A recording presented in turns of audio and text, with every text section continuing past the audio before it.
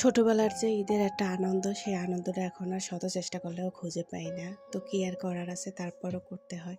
Hello বন্ধুরা, আসসালামু আলাইকুম। সবাই কেমন আছেন? মুই আপনাদের আলহামদুলিল্লাহ ভালোই আছি। তো অনেকদিন পর ভিডিও তৈরি করলাম, কারণ একটু সমস্যা হয়েছিল, যার কারণে ভিডিও তৈরি করতে পারি না। তো সবাইকে জানাই ঈদ মোবারক। সকালবেলা ঘুম দিয়ে উঠেই সুন্দর বিছানা গুছাই টুছাই নিলাম। সম্পূর্ণ ঘরটাই সুন্দর গুছাই নিলাম, কারণ ঘর দোর গুছাই নিয়ে থাকলে মনটাও শান্তি থাকে। হেপে পোলায় হে নামাজ পড়তে যাবে, লেগে হে পাঞ্জাবি আর প্যান্ট নামাইলাম। নামাই পোলা সুন্দর করে রেডি টেডি করে দিলাম। মাশাল্লাহ, মোর পোলায় দেখতে দেখতে অনেক বড় হয়ে গেছে।